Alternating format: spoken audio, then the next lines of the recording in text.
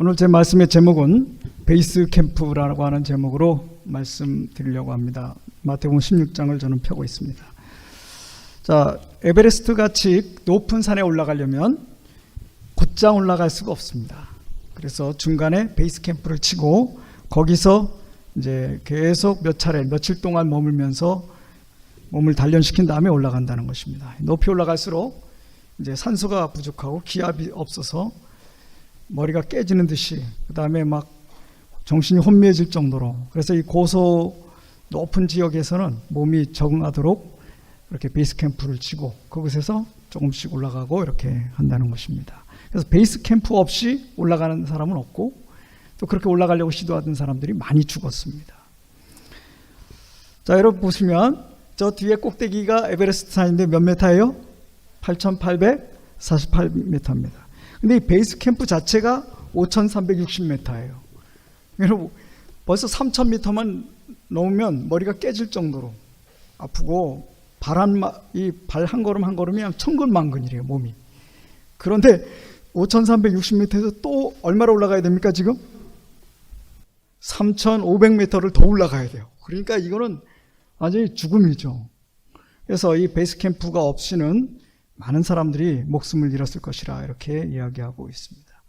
여기서부터 이제 올라가고, 다 올라가는 게 아니고 그날 컨디션이 좋은 사람만, 또 준비된 사람만 올려보내고, 그렇게 해도 사고가 나고 죽는다는 거죠.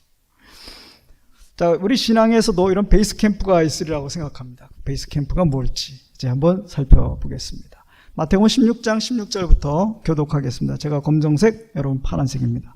시몬 베드로가 대답하여 이르되 주는 그리스도시요 살아계신 하나님의 아들이시니이다. 또 내가 네게 이르노니 너는 베드로라.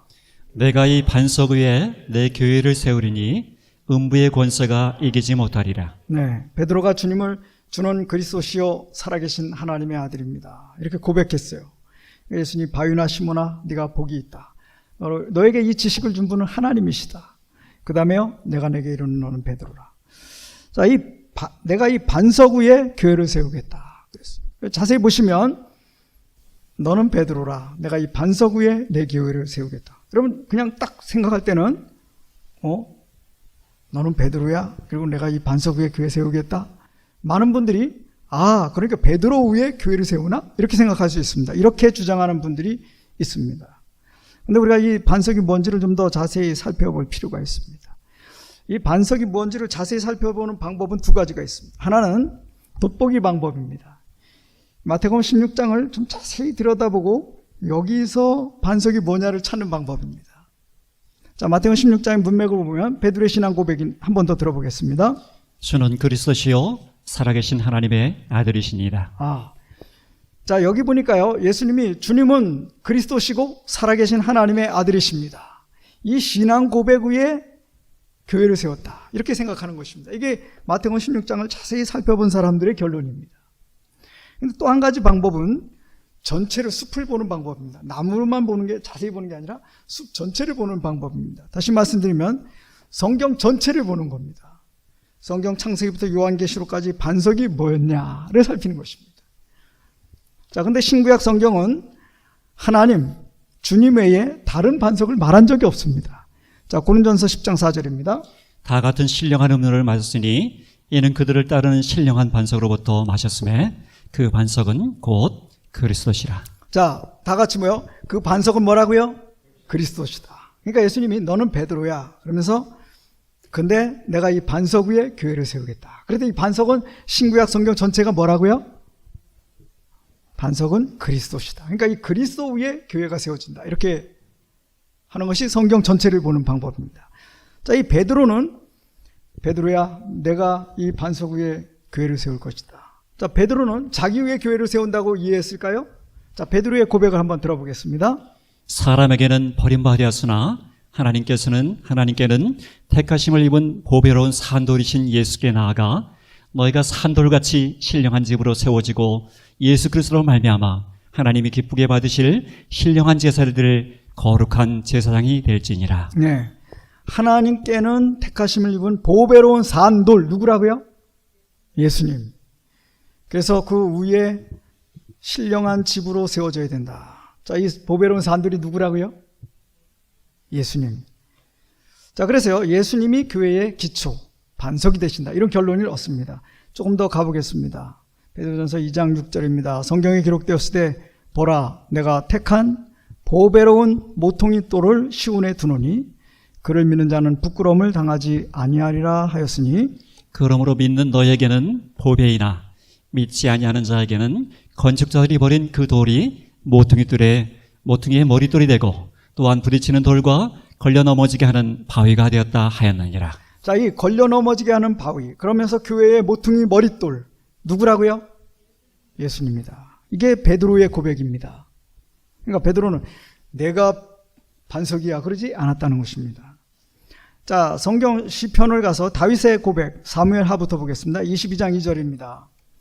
여호와는 나의 반석이시요 나의 요새시요 나를 위하여 나를 건지시는 자시요. 자, 다윗은 뭐라고 말해요? 누가 반석이다? 여호와 하나님이 반석이다. 그러니까요, 자, 이 교회는 어디 위에 세워져 있어요? 반석이신 하나님 위에 세워져 있습니다. 맞습니까? 그 다음에 시편 18편 2절입니다. 여호와는 나의 반석이시요 나의 요새시요 나를 건지시는 이시요 나의 하나님이시요. 내가 그 안에 피할 나의 바위시요 나의 방패시요 나의 구원의 뿌리시요 나의 산성이시로다. 거듭거듭 다윗은 뭐라고요? 여호와는 나의 반석이다. 그래서 여호와 위에 교회가 세워진다. 이렇게 보겠습니다. 자, 모세의 노래를 한번 들어볼게요. 모세는 뭐라고 말? 내가 여호와의 이름을 전파하리니 너희는 우리 하나님께 위엄을 돌릴지어다. 그는 반석이시니 그가 하신 일이 완전하고 그의 모든 길이 정의롭고 진실하고 거짓이 없으신 하나님이시니 공의로우시고 바르시도다. 자, 여호와 하나님이 뭐라고요? 반석이다. 그러니까 교회의 기초는 누구라고요? 하나님이시다. 이게 성경 전체의 이야기입니다.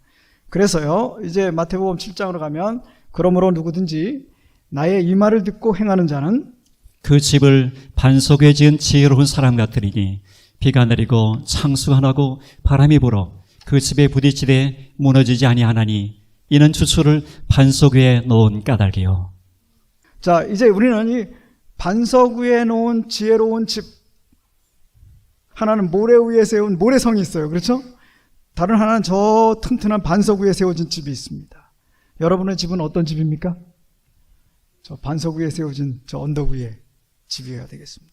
여러분, 우리 인생의 성공은 이 세상 방식에 있지 않습니다. 예수 그리스도라고 하는 믿음 위에 굳게 선 교회, 예수 그리스도 위에 굳게 선 신앙, 그런 가정, 그런 교회, 그런 단체만이 우리 주님 오시는 날까지 끝까지 견디는 그런 신앙의 사람들이 된다고 말씀합니다. 여러분, 이 시간 나의 인생을 예수님 위에 세우겠다, 이렇게 결심하는 우리 모두가 되었으면 좋겠습니다. 자, 그러므로 우리는 예수님이 세운 그 교회가 예수님이라고 하는 든든한 반석 위에 세워졌다. 굉장히 단순하지만 이게 중요합니다. 자, 이제 두 번째로, 그러면 내가 이 반석 위에 내 교회를 세우겠다 그랬어요. 이게 뭐냐? 한번 보겠습니다. 이 주님의 교회는 반석 위에 세워졌는데, 여러분이 마태복음 16장 16절의 이 말은 예수님이 약간 언어의 언어적인 그런 기술을 쓰고 있어요. 이거를 제가 이렇게 읽을 수 있어요. 너는 페트로스야. 그런데 내가 이 페트라 위에 내 교회를 세울 것이다. 자, 여기 페트로스는 뭐라고요? 네, 조약돌이에요.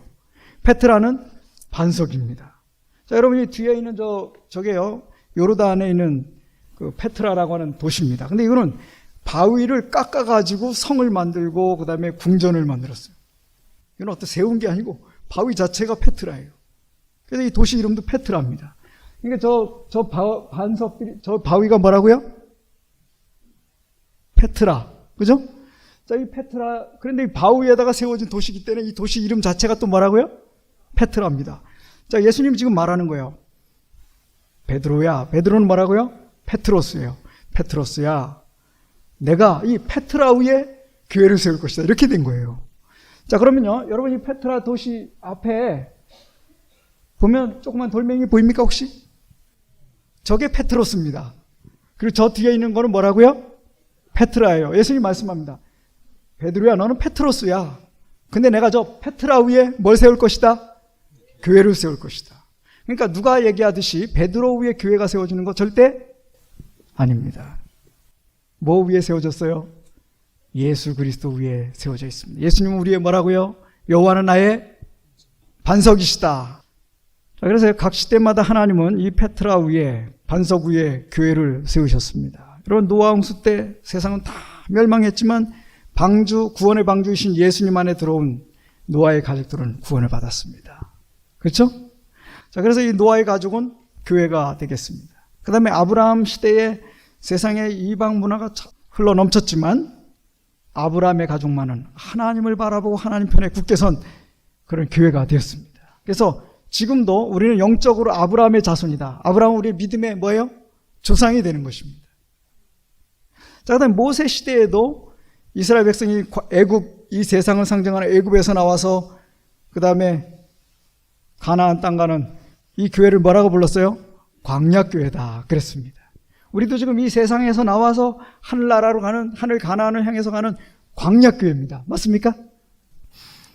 자, 그 다음에 이 바벨론 포로 당시에도 바벨론 포로에서 하나님께 매를 맞고 겸손히 회개하고 돌아온 사람들, 이 사람들을 남은 자라고 불렀습니다.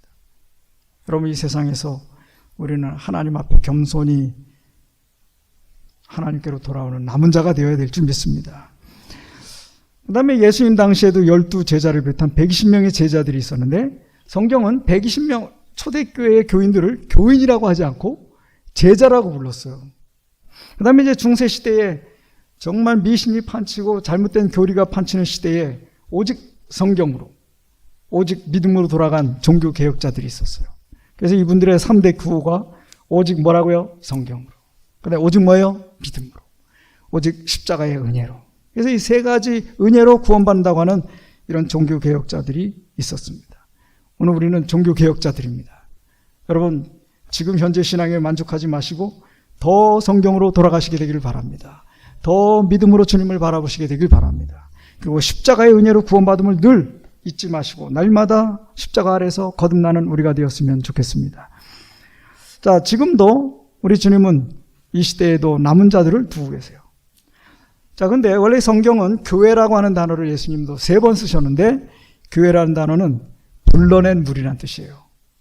이리 나와. 그래서 불러낸 무리가 교회입니다. 한번 들어보겠습니다. 너희는 택하신 족속이요 왕같은 제사장들이요 거룩한 나라요 그의 소유가 된 백성이니 이는 너희를 어두운 데서 불러내어 그의 기이한 빛에 들어가게 하신 이의 아름다운 덕을 선포하게 하려 하심이라. 하나님 우리 왜 불러내셨어요?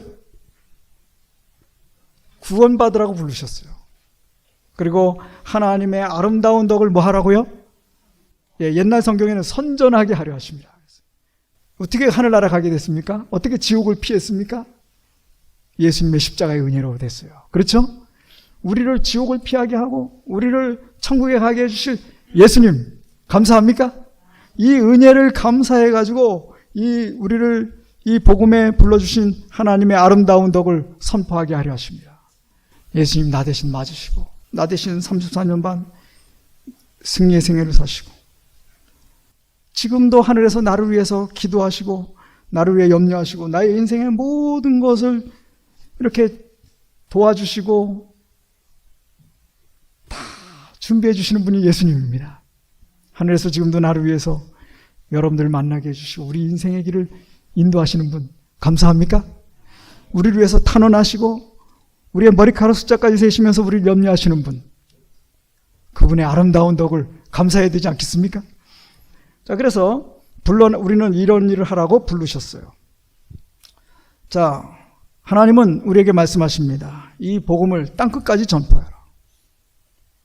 그래서 예루살렘과 온 유대와 사마리아와 땅끝까지 복음이 전파될 때 바로 그러한 증인으로 그걸 증거할 사람으로 우리를 부르셨다는 거예요. 그런 여러분 주변 사람들에게 꼭 해줘야 될 말이 있습니다. 뭐예요? 예수님이 정말 날 사랑하신다. 정말 하늘은 갈만한 곳이다. 하나님 말씀은 정말 위대한 말씀이다. 우리는 정말 진리를 갖고 있고 구원받아야 될 백성이다. 이걸 여러분들은 증거하는 사람으로 부름받았음을 기억하시기 바랍니다. 여러분들의 삶이 점점 영향력이 커지고 여러분 가족에서, 친구들 사이에서, 이웃들 사이에서, 이 도시에서 복음을 전하고 땅끝까지 전파되도록 우리를 불러주셨습니다. 믿으십니까? 사람들이 여러분을 알아줄 때 내가 잘나서 그렇다. 아니요. 주님을 선전하라고 이렇게 땅끝까지 전파하라고 우리를 불러주시고 내 삶을 인도하셨다고 믿으시기 바랍니다. 오늘 내가 이 자리에 여기까지 온 것은 하나님이 나를 통해서 하실 일이 있기 때문임을 기억하셨으면 좋겠습니다. 많은 사람들이 여러분을 알아주고 여러분과 친구가 되려를 때 이건 내가 잘나서 그렇지. 절대 아니요.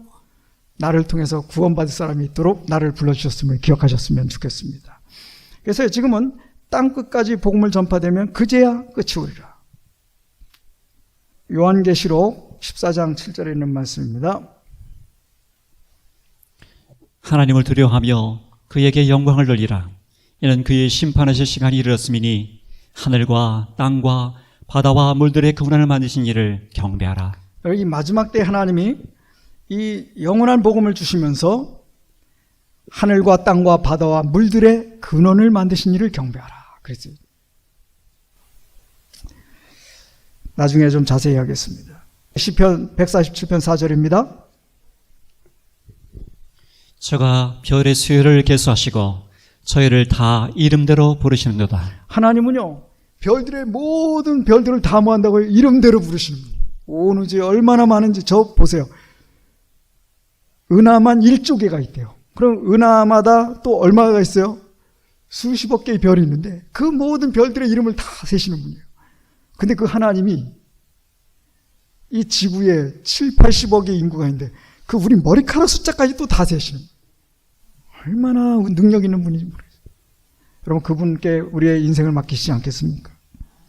우리가 이렇게 하나님은 천지를 아름답게 우리에게 보여주시는데 세상은요 여러분 지금 진화론으로 다 모든 분야의 진화론입니다. 여러분 과학만 진화론이 아니고요. 모든 게 진화론입니다. 지금 세상은 다 경쟁하는 거로.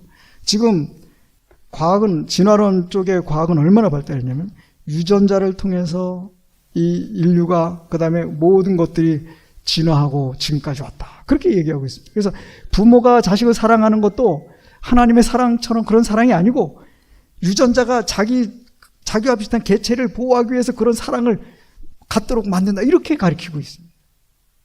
여기 하늘은 스스로 돕는 자를 돕는다. 여러분들 이해하는데 요즘 아이들은 이런 말을 배우질 않습니다. 학교 선생님들에게 초청을 받아가지고 이 초청 강사가 우리 가서 아이들에게 하늘은 스스로 돕는 자를 돕는다 아시죠? 그러니까 아이들이 아무도 모르는 거예요. 그래서 선생님 보고 왜 이런 말을 안 가르칩니까? 그랬더니 요즘 아이들은 하나님을 인정하지 않는다는 거예요. 그래서 아이들은 하나님을 인정하지 않기 때문에 이런 말을 하면 웃고 마음을 닫는다는 거예요. 요즘은 DNA가 우리를 서로 경쟁하게 하고 세상은 각박한데 경쟁해서 이겨야 된다. 이런 논리가 세상을 가득 채웠다는 겁니다. 저는 참으로 두려운 시대에 하나님께서 창조주 하나님을 경배하라고 하는 이 기별을 가진 교회를 두셨음을 인해서 감사드립니다.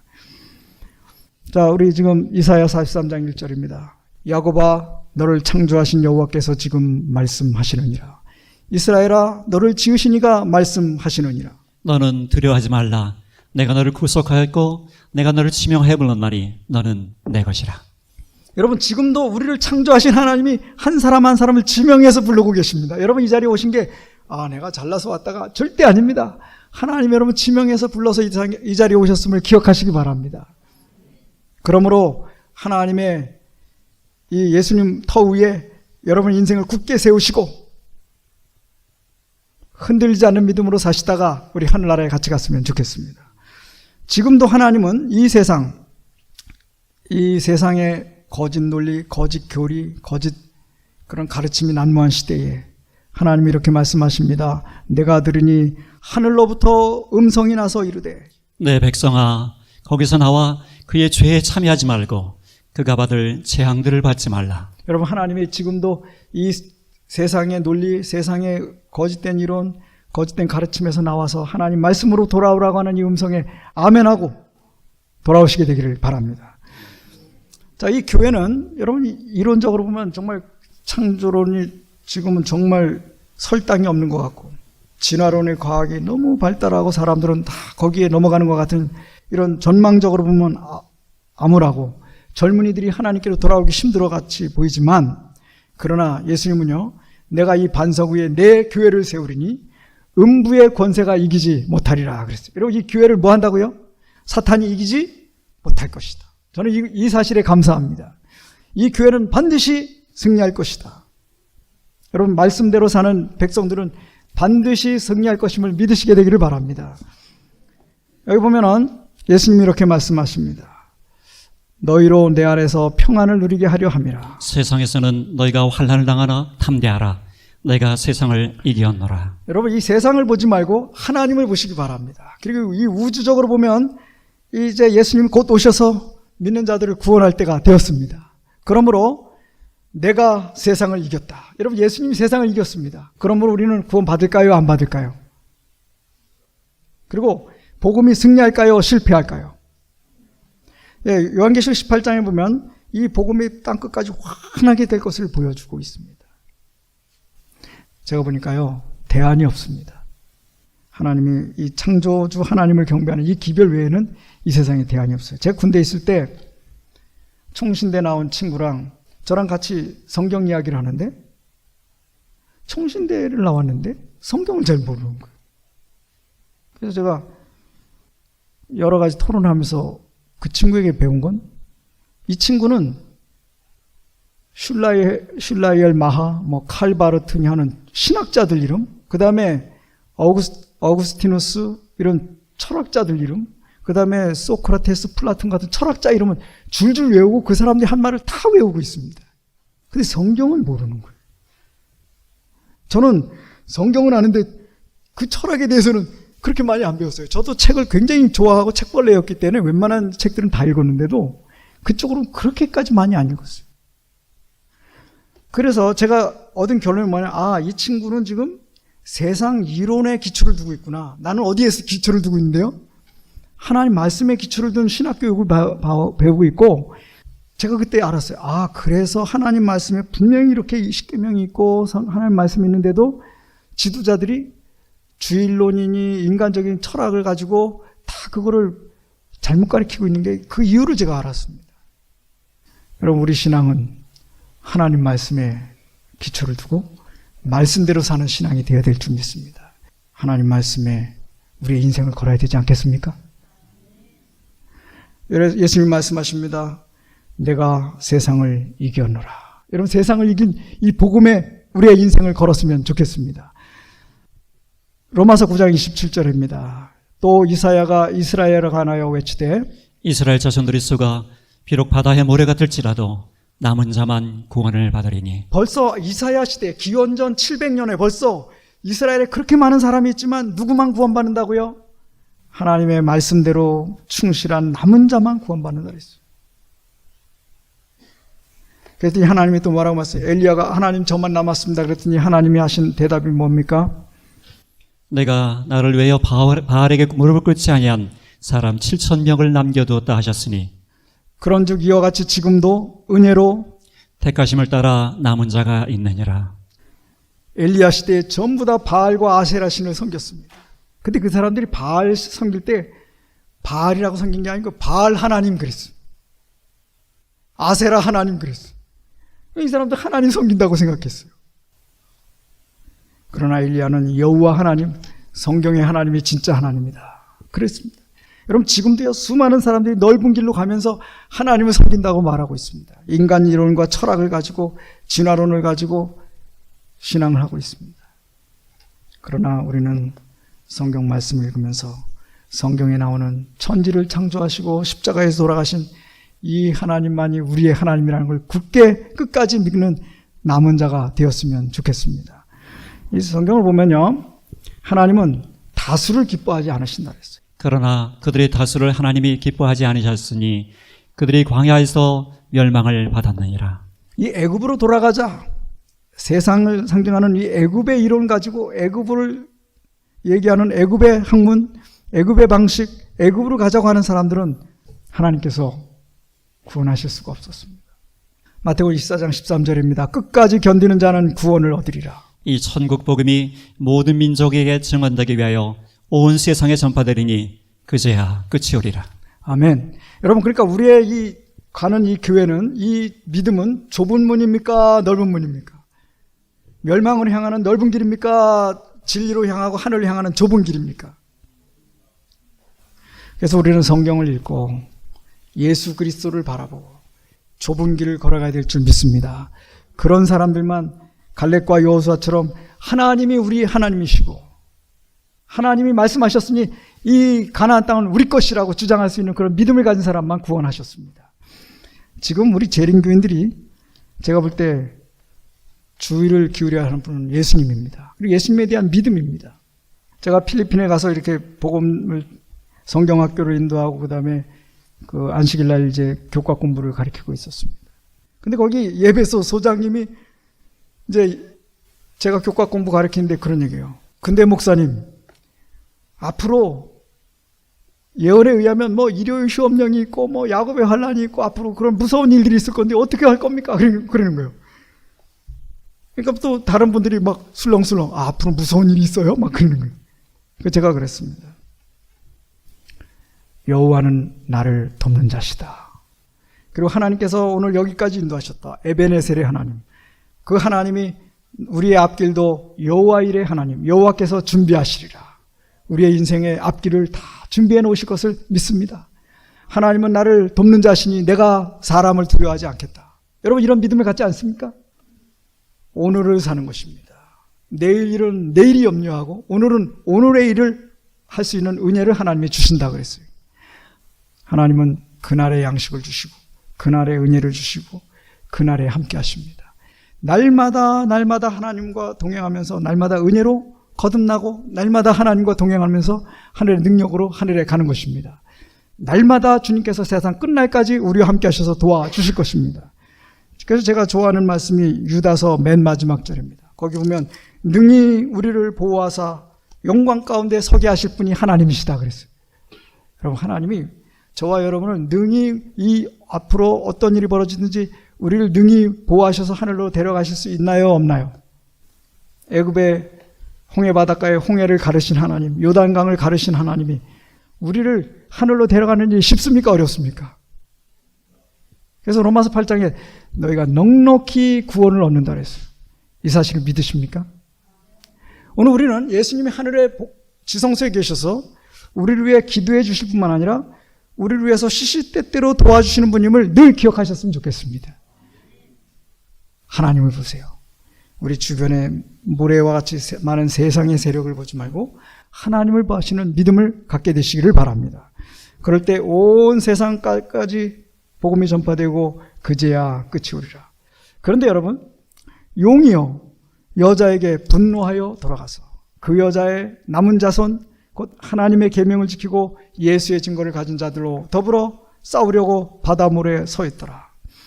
그러면서 계시록 13장에 아까 말씀드린 그런 마지막으로 사단이 하나님 백성들을 공격하는 장면들이 나오는 건 사실입니다. 그런데 여러분, 사탄은 지금 모든 사람이 바알 신을 섬기고 아사라 신을 섬기는 이 가운데서 끝까지 여호와 하나님을 섬기는 사람들이 미운 겁니다. 그래서 분노하여 돌아가서 이 하나님 백성을 공격하려고 하고 있는 것도 사실입니다. 그러므로 깨어 있어야 하겠습니다. 그렇지만 우리 주님이 내가 세상을 이겼으니 넉넉히 너희들도 이길 것이다 라고 말씀합니다. 여러분, 제가 이 마지막 때를 제가 이 세상을 뚫고 나갑니까? 예수님이 저를 뚫고 나가게 도와주십니까? 이 사람이 참 하나님을 바라보면 용기 백배하지만 자기를 바라보면 항상 낙심하게 되어 있습니다. 그래서 여러분, 자기를 보지 말고 누굴 보라고요? 하나님을 보라고요.